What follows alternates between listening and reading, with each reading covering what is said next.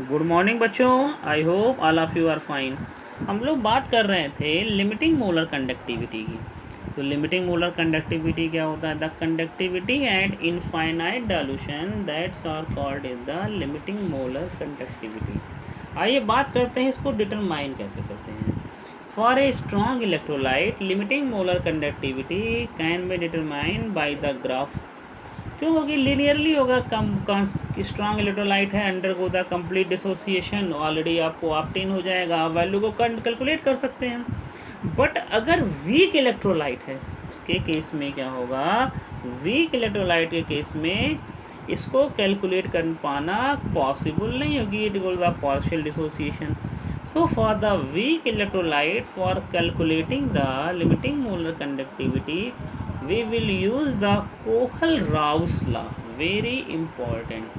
Kohl-Rao's law are used, which is used for the independent migration of ions for the determination of limiting molar conductivity.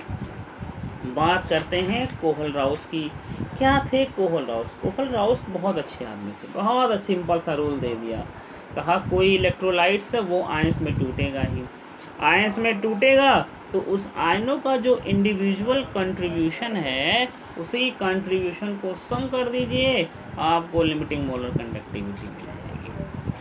क्या कहा इन्होंने? This law state that limiting molar conductivity of an electrolyte can be represented as the sum of the individual contribution of anion and cation of the electrolyte।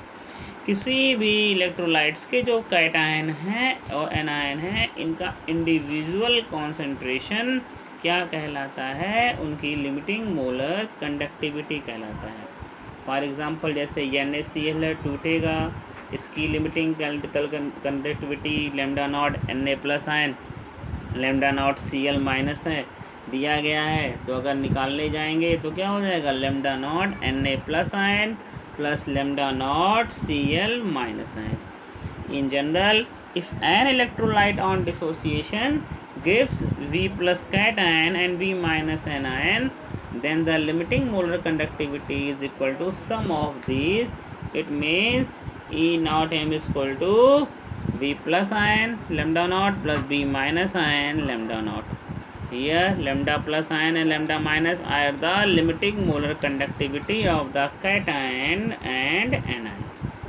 Simple सा rule था कि जो भी cation है और अनायन है उनके कंडक्टिविटी को सम कर दीजिए तो आपको मिल जाएगी किसी भी इलेक्ट्रोलाइट्स की, वीक इलेक्ट्रोलाइट्स की कंडक्टिविटी। इसके लिए जो रूल्स आया वही हमारा कहलाया कोहल-राउस लॉ। अब बात करते हैं एप्लीकेशन ऑफ कोहल-राउस। इस रूल के यूज़ करके हम लोग वीक इलेक्ट्रोलाइट्स के क्या कर सकते हैं? ई नॉट एम को फाइंड कर सकते हैं। क्लियर? मोलर कंडक्टिविटी को फाइंड कर सकते हैं by the migration of ions. एक एग्जांपल मैं लेता हूँ। मान लिया limiting molar conductivity of NaCl, HCl और CH3CNA मतलब सोडियम एसीटेट की दी गई है 126.4, 425.9 and 91.0 siemens centimetre square mole inverse respectively. हमको एसिटिक एसिड, AC का मतलब एसिटिक और H का मतलब एसिड, एसिटिक एसिड का कैलकुलेट करना है। तो क्या करेंगे? NaCl को तोड़ेंगे तो Na plus ion plus Cl minus ion, acetic acid को तोड़ेंगे H plus ion plus AC minus ion, HCl को तोड़ेंगे तो H plus Cl minus ion, AC को तोड़ेंगे तो Na plus AC minus ion. तो हमको चाहिए क्या? AC चाहिए और H चाहिए। तो AC कहाँ पे है? Na के साथ है। H कहाँ पे है? HCl के साथ है। तो हम क्या करेंगे? इन दोनों को हम लोग सम कर लेंगे। तो क्या हो गया? H plus ion HCl minus ion, इसको हमने सॉल्यूशन में फिल्ड किया। क्या हुआ? HCl plus NaC minus NaCl value को पुट किया, आंसर आया 390.5 सीमेंस सेंटीमीटर स्क्वायर मोल। ऐसे ही क्वेश्चन आपको मिलते रहेंगे जहाँ पे आप डिटरमाइन करेंगे क्या? ई नॉट सेल्फ वैल्यू को, सॉरी लिमिटिंग मोलर कंडक्टिविटी की वैल्यू को by this.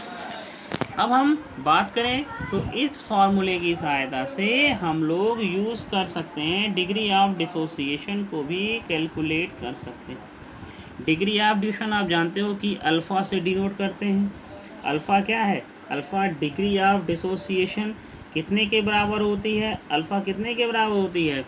It's are equal to the lambda M C upon lambda M not.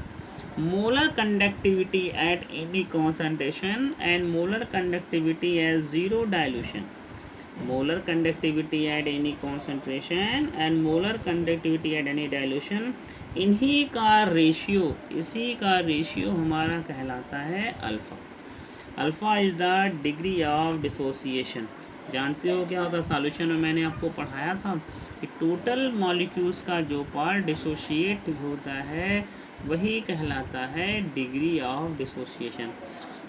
अगर अल्फ़ा मालूम हो गया तो इलेक्ट्रोलाइट का एसिड हो चाहे बेस हो, हमको आयनाइजेशन कांस्टेंट भी हम फाइंड कर सकते हैं। के इक्वल टू क्या होता है? C alpha square upon 1 minus alpha. इस फॉर्मूले से हम लोग आयनाइजेशन कांस्टेंट को भी कैलकुलेट कर सकते हैं। तो ये था बच्चों आपके लिए, क्या मैंने बताया आपको? कोहल-राउस लॉ, उसका यूज़ क्या है? कोहल-राउस क्या है? सम ऑफ द आयंस। फिर मैंने आपको बताया कि अल्फ़ा डिग्री ऑफ डिसोसिएशन, उसके एप्लीकेशन और उस पर लगाए जाने वाले न्यूमेरिकल। आई होप कि वीडियो आपको समझ में ज़रूर आएगा। वीडियो को देखिए, लाइक और शेयर ज़रूर करते रहिए। Thank you very much.